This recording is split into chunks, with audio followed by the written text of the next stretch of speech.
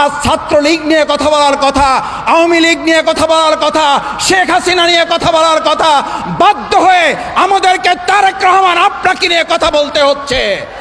আপনি ছাত্র দলকে সামলান, আবার বলছে ছাত্র দলকে সামলান, না হলে ছাত্রলীগ যেমন আওয়ামী লীগের পতন নিশ্চিত করেছে, এই ছাত্রদল তারেক রহমান তার চেয়ে কম সময় আপনার পতন নিশ্চিত করে আপনাকে বাংলাদেশ থেকে আবার বিতাড়িত করতে বাধ্য করবে।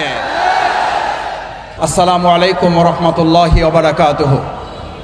সংগ্রামী ভাই এবং বন্ধুগণ, ছাত্র জনতা, বাংলাদেশ ইসলামী ছাত্র শিবিরের সাথে ছাত্রদলের প্রতিপক্ষের মূল কারণ হচ্ছে এই বিশ্ববিদ্যালয়ে তারা আগামী দিনে মেধার ভিত্তিতে পরিচালনা করবে সেটা নয়, বরং ছাত্র শিবিরের সাথে ছাত্রদলের মূল প্রতিপক্ষের কারণ হচ্ছে তারা টেন্ডারবাজি করতে চায়, ছাত্র শিবির তা করতে দিতে চায় না।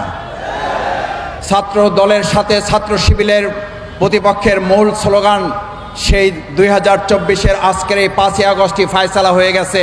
নতুন করে আপনারা আর কোনো টেন্ডারবাজি করে চাঁদাবাজি করে ছাত্রদের মূল দখল করতে পারবেন না, কারণ সেদিনই ফায়সালা হয়ে গেছিল মেধা না কোটা।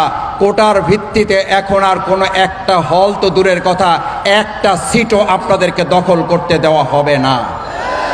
সংগ্রামী ভাই এবং বন্ধুগণ, ছাত্রদলের এই ক্যাম্পাস দখলের মূল পরিকল্পনা শুধুমাত্র তারা ছাত্র শিবিরকে এখান থেকে বের করে দিতে চায় তা না, তাদের মূল পরিকল্পনা হচ্ছে আবার তারা ক্যান্টিনগুলোতে ফাও খেতে খেতে আমাদের এই ক্যান্টিনগুলোকে দেউলিয়া করার পরিকল্পনা তারা বাস্তবায়ন করতে চায়।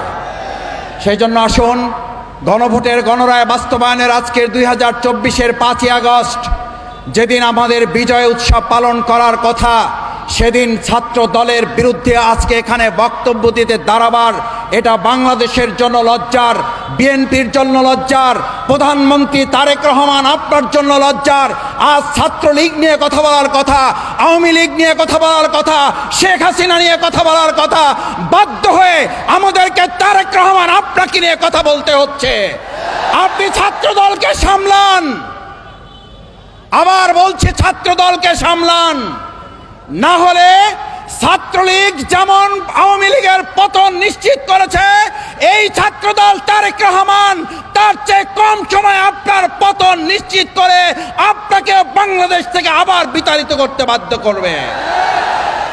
সেই প্রত্যাশা ব্যক্ত করে আসুন, আবু সাইদ মুগ্ধ আলী রায়হানের এই বাংলাদেশ আমরা সবাই মিলে আধিপত্যবাদের বিরুদ্ধে, দখলদার চাঁদাবাজদের বিরুদ্ধে রুখে দাঁড়াবো, সেই প্রত্যাশা ব্যক্ত করে আমার বক্তব্য শেষ করছি।